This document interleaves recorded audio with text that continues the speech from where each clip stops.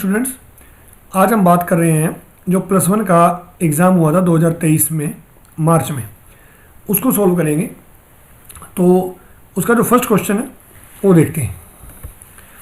तो first question है the slope of the displacement time graph, यानी जो स्लोप है डिस्प्लेसमेंट टाइम ग्राफ का is straight line, in straight line motion represent क्या रिप्रेजेंट करता है। देखो, डिस्प्लेसमेंट और टाइम ग्राफ का जो स्लोप है, दिस इज डिस्प्लेसमेंट और दिस इज टाइम ग्राफ, ठीक है, सॉरी दिस इज टाइम।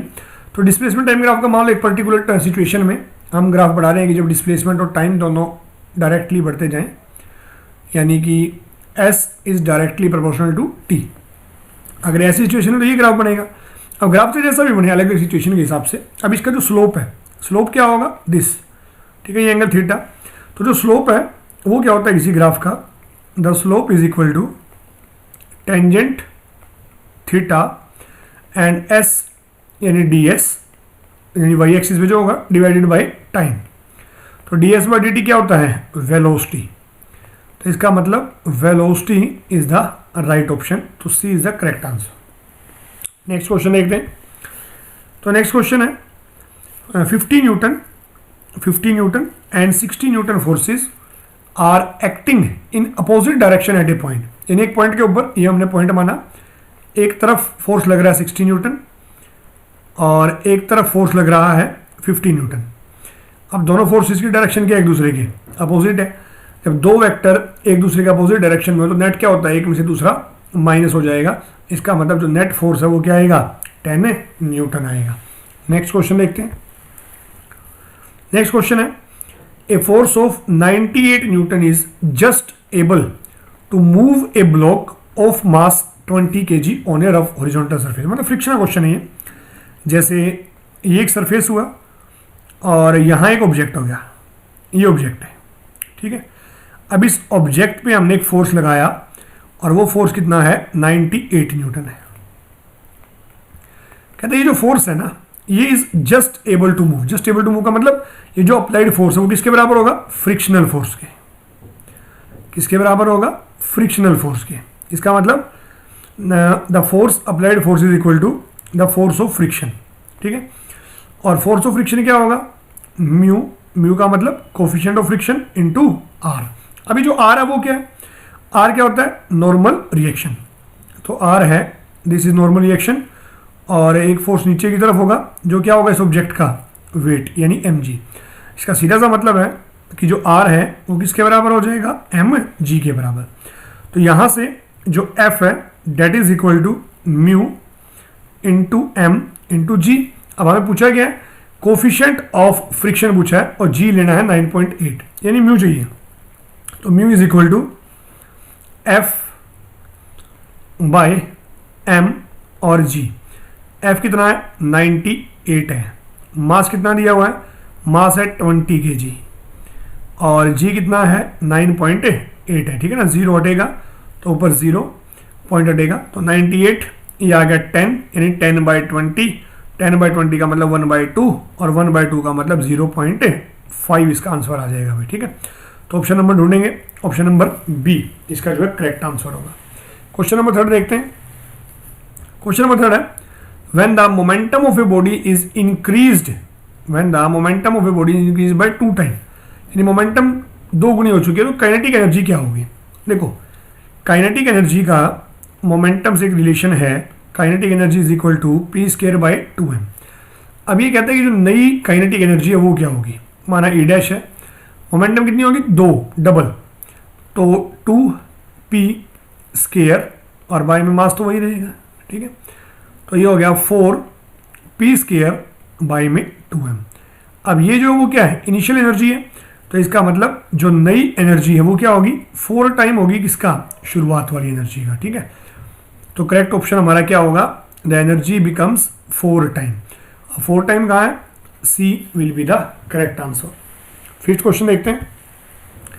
तो फिफ्थ क्वेश्चन क्या कहता है, डायरेक्ट फॉर्मूला है, m कहता है मास है, r कहता है रेडियस है एक सर्कुलर रिंग की, then moment of inertia about an axis perpendicular to plane. देखो, रिंग के केस में परपेंडिकुलर टू प्लेन का मोमेंट ऑफ इनर्शिया होता है mr², ठीक है ना, क्या होता है mr²। और अगर यही सिचुएशन डिस्क के लिए पूछता सेम एक्सिस के अलोंग, तो डिस्क के लिए क्या होता है 1/2 mr स्क्वायर, ठीक है ना, ये भी ध्यान रखेंगे। तो इसका आंसर तो क्या हो गया ए, यानी mr स्क्वायर। आगे देखते हैं the relation between power, torque और एंगुलर वेलोसिटी। अब ये जो रिलेशन है P क्या होता है टाउ इंटू एंगुलर वेलोसिटी। अब इसको ना हम याद रखते हैं P is equal to F.V से, फोर्स इंटू वेलोसिटी से। पावर की जगह पावर है और फोर्स की जगह टॉर्क आ गया और V की जगह एंगुलर वेलोसिटी, यानी option number B is the correct option. तो क्वेश्चन नंबर 7 देखते हैं। कहते हैं if the earth revolve around the sun in circular orbit then what would be the work done by the gravitational force. देखो work done क्या होगा, इसमें 0 हो जाएगा। क्यों हुआ वर्क डन 0? क्योंकि वर्क डन क्या होता है Fs cos theta, Fs cos theta. और जब सर्कुलर मोशन की बात हो रही है ना, तो सर्कुलर मोशन में क्या होता है कि जो सेंट्रीपिटल फोर्स है वो तो क्या होगा अंदर की तरफ होगा, यानी इस डायरेक्शन में, और जो बॉडी की डिस्प्लेसमेंट है वो कहाँ होगी, इस तरफ होगी। इसका मतलब दोनों का एंगल कितना हो गया 90 डिग्री हो गया, ठीक है। तो थीटा कितना आ जाएगा 90, और जैसे ही थीटा 90 आया तो F गुणा S इंटू कोस 90, कोस 90 क्या हो जाएगा 0। तो वर्क डन कितना आ गया 0 आ गया, ठीक है। तो ये हो गया वर्क डन 0 आ जाएगा। क्वेश्चन नंबर 8 देखते हैं। क्वेश्चन नंबर 8 है why are high tide and low tide in sea. ठीक है, टाइड का मतलब जो सी का पानी है ना एकदम से बाहर आ जाना, एकदम से अंदर जाना, वो किसका कारण? उसका कारण है the gravitational force due to moon. ठीक है ना, जनरल आंसर इसका यही होगा, gravitational force due to moon. जो मून है ना उसके कारण जो ग्रेविटेशनल फोर्स लगेगा उसके कारण वो जो टाइड्स है वो आते हैं सी के अंदर। नेक्स्ट क्वेश्चन है which thermodynamical variable is defined by zeroth law of thermodynamics. Zeroth law ने क्या डिफाइन किया था? टेम्परेचर को डिफाइन किया था। जीरोथ लॉ ने किसको डिफाइन किया था? टेम्परेचर को डिफाइन किया था। क्वेश्चन नंबर 10 देखते हैं। तो 10 है what will be the value of time period of a simple pendulum if the amplitude is reduce to half. देखो एम्पलीट्यूड कहता हाफ हो जाए तो टाइम पीरियड में क्या फर्क पड़ेगा? इसके लिए पहले टाइम पीरियड का फॉर्मूला देखते हैं। एक सिंपल पेंडुलम का जो टाइम पीरियड है वो क्या होगा 2πL/g। ठीक है, अब इस फॉर्मूले में कहीं एम्पलीट्यूड है ही नहीं। इसका मतलब एम्पलीट्यूड से कुछ भी हो जाए, कितना ही चेंज कर लो, टाइम पीरियड पे कोई इफेक्ट नहीं पड़ेगा। तो no effect on time period हमारा आंसर होगा। Question number 11 what is the SI unit of gas constant. देखो गैस कांस्टेंट जो आर होता है इसकी एसआई जो यूनिट है वो होती है एसआई यूनिट इज जूल पर मोल और पर केल्विन। ठीक है, जूल पर मोल और पर केल्विन, ये क्या होगी? इसकी एसआई यूनिट होगी। ठीक है, नेक्स्ट क्वेश्चन देखते हैं। How much will be the kinetic energy of A gas at the absolute zero. Absolute zero पे जो गैस है उसकी काइनेटिक एनर्जी क्या होगी? ठीक है, एब्सोल्यूट जीरो पे जो गैस है उसकी काइनेटिक एनर्जी क्या होगी? देखो एब्सोल्यूट जीरो का मतलब क्या होता है? 0 केल्विन। और जो काइनेटिक एनर्जी है उसका जो हमारा फॉर्मूला होगा 3/2 kBT। टी कौन है? टेम्परेचर है, टेम्परेचर 0 केल्विन है, तो इसका मतलब काइनेटिक एनर्जी भी क्या हो जाएगी? 0। ठीक है, काइनेटिक एनर्जी भी क्या हो जाएगी? 0 हो जाएगी। इसका मतलब एक्चुअल में एब्सोल्यूट टेम्परेचर वो टेम्परेचर होता है जहाँ जो मोशन होता है मॉलिक्यूल का वो रुक जाता है। ठीक है, काइनेटिक एनर्जी क्या होगी? 0 होगी। नेक्स्ट क्वेश्चन देखते हैं 13। Right the relation for pressure by kinetic theory of gas. देखो प्रेशर का जो रिलेशन है वो होता है P इज 1/3 रो और V RMS का स्केयर। यहाँ पे जो रो है वो क्या है? डेंसिटी है। रो है डेंसिटी है और जो V RMS है वो क्या है? RMS speed, RMS speed of molecules, RMS speed of molecules है। ठीक है, नेक्स्ट क्वेश्चन देखते हैं। नेक्स्ट क्वेश्चन है what will be the ratio of the fundamental frequency of an open and close organ pipe of same length. ठीक है, इसके लिए ना पहले हमें ये पता होना चाहिए कि ओपन और क्लोज ऑर्गन पाइप क्या है। एक्चुअली जो ओपन पाइप होती है ना वो कुछ ऐसी होती है। जो ओपन पाइप है वो दोनों एंड से क्या होगी? ओपन होती है। ठीक है, उसे बोलते हैं open organ pipe. Open organ pipe, ठीक है, क्या बोलेंगे इसको, ओपन ऑर्गन पाइप। और इसकी जो फ्रीक्वेंसी है वो होती है V बाय में 2L, ठीक है। जो ओपन ऑर्गन पाइप है फ्रीक्वेंसी न्यू ओ क्या होगा, V यानी स्पीड बाय में 2L, L मतलब इसकी लेंथ है, ठीक है ना, लेंथ सेम दी है। और जो क्लोज ऑर्गन पाइप है वो क्या होती है, क्लोज ऑर्गन पाइप होती है जो एक एंड से क्लोज हो और एक से ओपन हो, ठीक है ना। इसकी भी लेंथ क्या है, L है, और इसकी भी लेंथ क्या है, L है, ठीक है। तो जो क्लोज वाली है ना उसकी जो फ्रीक्वेंसी है वो होती है V बाय में 4L, V बाय में 4L। इसका मतलब जो ओपन की फ्रीक्वेंसी है वो क्या है, 2 टाइम्स है किसका, क्लोज वाली फ्रीक्वेंसी का। जो ओपन की फ्रीक्वेंसी है वो क्या है, 2 टाइम है किसका, क्लोज वाली फ्रीक्वेंसी का। इसका मतलब रेशो क्या हो जाएगा, 2:1 आंसर आ जाएगा, ठीक है, 2:1 आंसर आ जाएगा। तो ये हमारा आंसर होगा 2:1। आगे देखते हैं next question. Next question numerical है, क्या कहता है देखते हैं।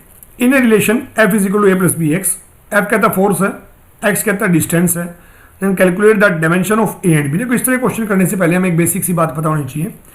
जैसे इसने क्या कहा है कि जो F है वो है A प्लस बी एक्स। अब F में 2 चीज़ ऐड करी है इसने, एक A और एक BX। इसका मतलब जो A का डायमेंशन है वो भी किसका होना चाहिए, फोर्स का, और जो BX का डायमेंशन है वो भी किसका होना चाहिए, फोर्स का। A का डायमेंशन भी फोर्स का होगा और जो BX का डायमेंशन है वो भी किसका होगा, फोर्स का, क्योंकि इन दोनों का एडिशन ही तो फोर्स है। तो फोर्स की वैल्यू में जो 2 चीज़ें ऐड हो रही है वो भी तो क्या होगी, फोर्स होगी। इसका मतलब A का तो सीधा सीधा पता चल गया भाई हमें क्या है, MLT-2 है। B का निकालेंगे क्या करेंगे, देखो BX का क्या है, MLT-2। B का हमें निकालना, X क्या है, डिस्टेंस है तो L, MLT-2। अब L से L क्या हो जाएगा, कैंसिल। इसका मतलब B का डायमेंशन आ गया MT-2, ठीक है, MT-2। तो इसका डायमेंशन क्या आ जाएगा, MT-2। किसका आ गया, B का डायमेंशन फॉर्मूला आ गया। और A का क्या है, MLT-2 यानी जो फोर्स का था, ठीक। तो ये दोनों हमारे डायमेंशन आ जाएंगे, MLT-2 और MT-2। अब देखते हैं क्वेश्चन नंबर जो 3 है उसकी बात करते हैं, ठीक है। देखिए क्वेश्चन नंबर 3 है, a man walk 4 metre east then 5 metre north then taking a right turn and walk 8 metre straight, ठीक है।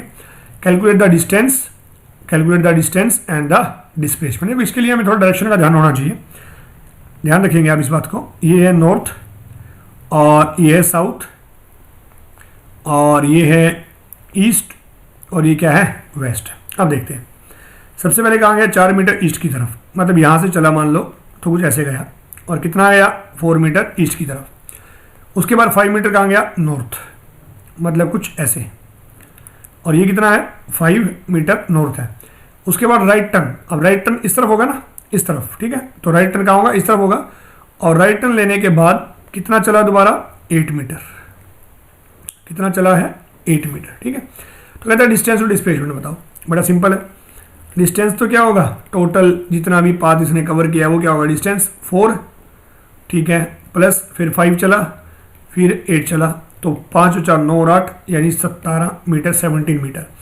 अब बात आती है डिस्प्लेसमेंट। देखो डिस्प्लेसमेंट क्या होता है, जो इनिशियल पॉइंट है और जो फाइनल पॉइंट है उनके बीच का जो शॉर्टेस्ट पाथ है। देखो कहाँ है, इनिशियल पॉइंट हमारा ये रहा और फाइनल यहाँ है, तो इनके बीच का जो शॉर्टेस्ट पाथ होगा कुछ ऐसे, ये।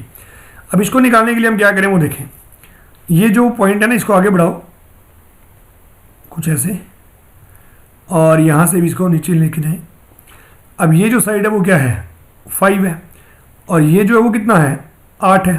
तो ये 4 + 8 हो गया, यानी एक राइट एंगल ट्रायंगल बन गई।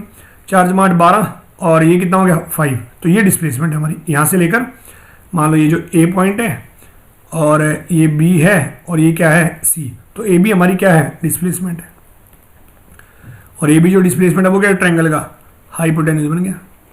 तो 12 का स्क्वायर प्लस 5 का स्क्वायर, और 12 का स्क्वायर यानी 144 और 169, इसका मतलब 169। तो डिस्प्लेसमेंट कितनी आ गई, 13 मीटर आ जाएगी, ठीक है। अब देखते हैं नेक्स्ट क्वेश्चन जो है क्वेश्चन नंबर 4। देखो क्वेश्चन नंबर जो 4 है वो किस चीज़ का है, locate the centre of mass of A system of 3 particle of masses 1 gram 2 gram and 3 ग्राम। ठीक है, यानी एक मास कितना दिया हुआ 1 ग्राम है, एक मास कितना दिया हुआ 2 ग्राम और एक 3 ग्राम। इस तरह सिचुएशन दी हुई है। जो 1 ग्राम वाला वो कहाँ रखा है, 0 0 पे, और ट्रायंगल की साइड कितनी है, ये भी 1 मीटर है, ये भी 1 मीटर है और ये भी 1 मीटर है। इसका मतलब इस वाले मास के कोऑर्डिनेट क्या हो जाएंगे, 1 0।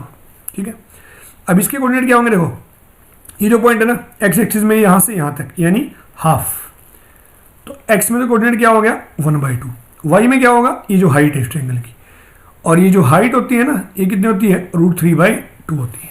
ठीक है, उसके बाद डायरेक्ट फॉर्मूला, अगर एक्स कोऑर्डिनेट निकाला सेंटर ऑफ मास का, then m1 x1 plus m2 x2 plus m3 x3 और डिवाइडेड बाय, ठीक है, डिवाइडेड बाय m1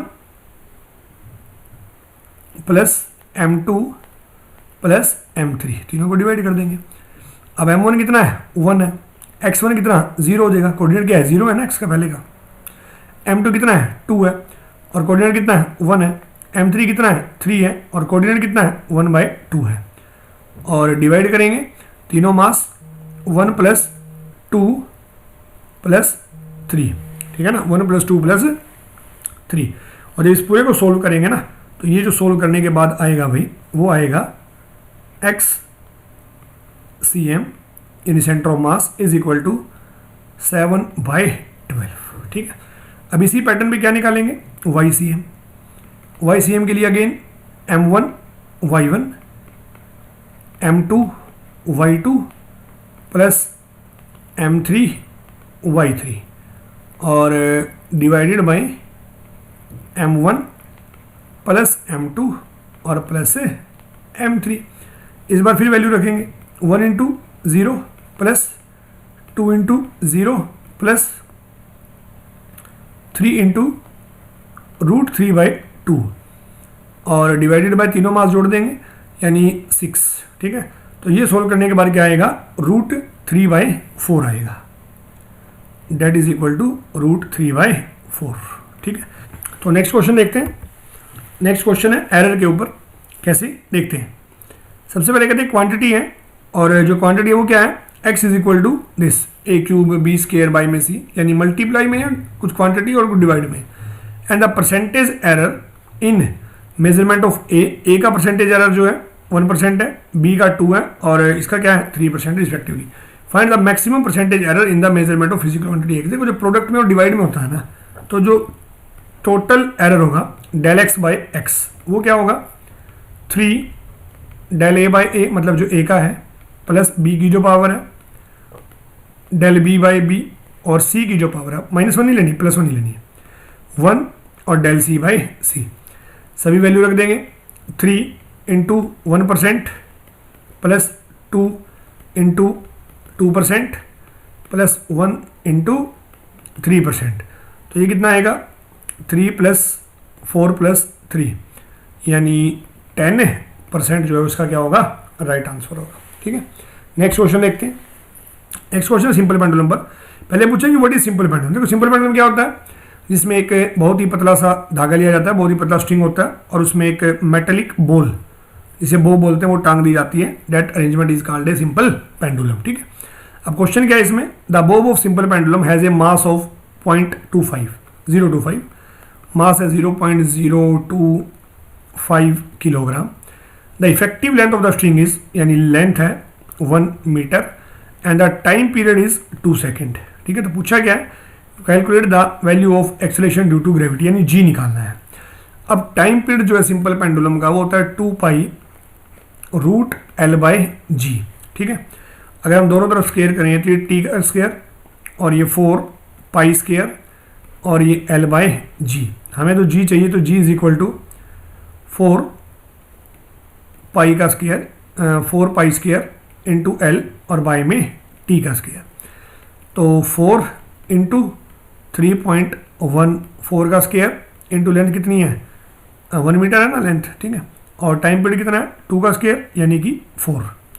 तो 4 से 4 कैंसिल, तो जो जी है वो क्या आ जाएगा, जो जी है वो आ जाएगा 3.14 का स्क्वायर, और जो आएगा करीब 9.85 मीटर पर सेकंड स्क्वायर। ठीक है, तो ये था हमारा नेक्स्ट क्वेश्चन जो था। ठीक है, तो नेक्स्ट क्वेश्चन जो नेक्स्ट वीडियो होगी उसमें डिस्कस करते हैं। Thank you.